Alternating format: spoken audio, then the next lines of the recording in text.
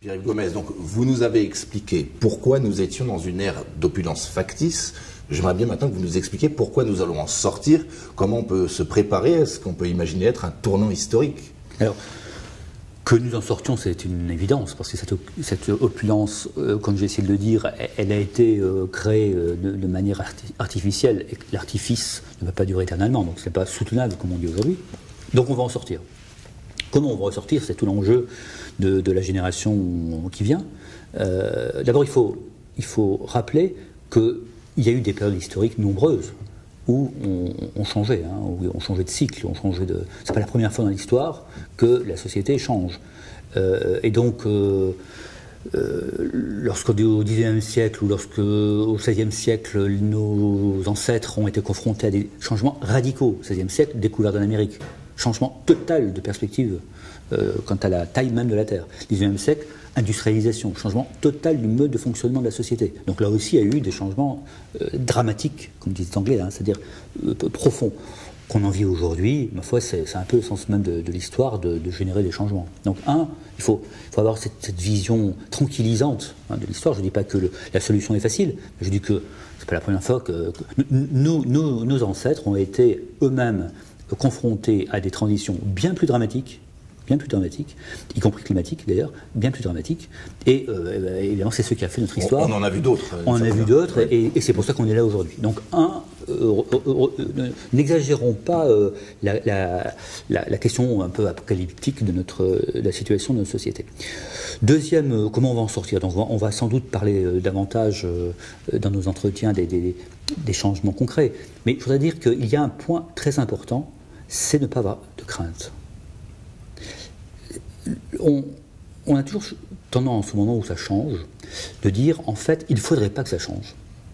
Mais soyons objectifs. Est-ce qu'on a vraiment envie de conserver tout de la société de laquelle nous sortons? Il y a évidemment plein de choses qui nous paraissent injustes, impossibles à soutenir, polluantes, que sais-je. Et donc, il est bon qu'on change. Je veux dire par là que cette transformation, on la prend toujours comme une sortie de route, une sortie qui va remettre en cause la société elle-même. Non, ça va peut-être, et ça doit être pour le mieux. Et il me semble que dès lors qu'on change notre regard de la crainte vers l'espérance, et qu'on se dise, le changement, il est inclus dans l'histoire elle-même, il y a toujours du changement.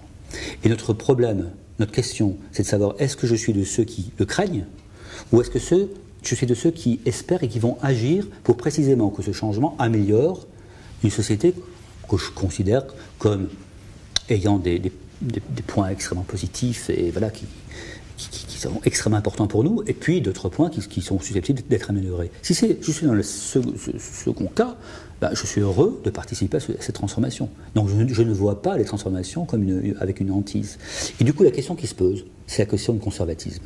Qu'est-ce que je veux conserver ? C'est Borges qui disait, j'aime beaucoup citer cet auteur sud-américain, encore un, argentin, qui disait « Nous sommes tous conservateurs, mais nous ne sommes pas d'accord sur les choses que nous avons à conserver ». Et en fait, la question qui doit se poser aujourd'hui aux citoyens, c'est celle-ci. Qu'est-ce que je voudrais conserver? Qu'est-ce qui me paraît important de conserver pour les générations futures? Et qu'est-ce qu'il faut changer? Qu'est-ce qui me paraît important de changer pour les générations futures? Et dès lors, vous voyez, on n'est plus dans la panique face aux transformations, mais au contraire, dans la responsabilisation. Je dois à la fois porter la transmission de ce qui est important de conserver. Et il y a des choses importantes à conserver, qui sont des acquis de civilisation, et qu'il faut conserver, et je me battrai pour ça.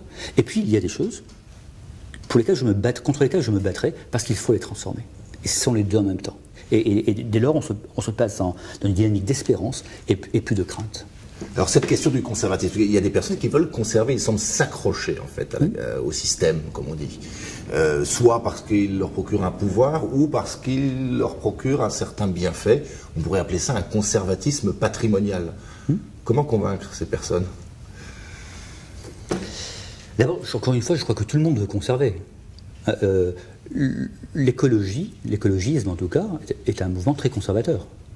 Je veux conserver la nature, je veux conserver la biodiversité, je veux conserver le climat. C'est très conservateur. Et donc je vais me battre pour conserver ça, parce que je pense que c'est important. C'est pour ça qu'il faut se poser la question, qu'est-ce qui est important et qu'est-ce que je veux conserver. Et puis il y a ceux qui sont dans la crainte, je crois qu'ils sont dans la crainte. Hein, pour répondre directement à votre question, je crois que dès lors que l'on comprend que notre responsabilité c'est de discerner ce qui est vraiment important de conserver, pas pour moi, qui serait mort dans 50 ans ou dans un siècle, mais pour les générations futures, je pense que c'est important que ce que j'ai reçu, cette civilisation, voilà les points qui me semblent nécessaires. Et puis il y a des éléments que je dois évacuer et que je dois combattre. Et c'est les deux en même temps. La personne qui ne fait que combattre, sans rien transmettre, est aussi dérisoire et naïve que la personne qui veut tout conserver et rien transformer. Voilà. C'est notre responsabilité de citoyen, c'est les deux. Les deux. Donc la réponse, c'est un appel à la responsabilité, tout simplement. La responsabilité de chacun et de tous ensemble, encore une fois, pour poser des questions et délibérer sur les questions. Qu'est-ce qui est important de conserver ? Qu'est-ce qui est important de transformer ?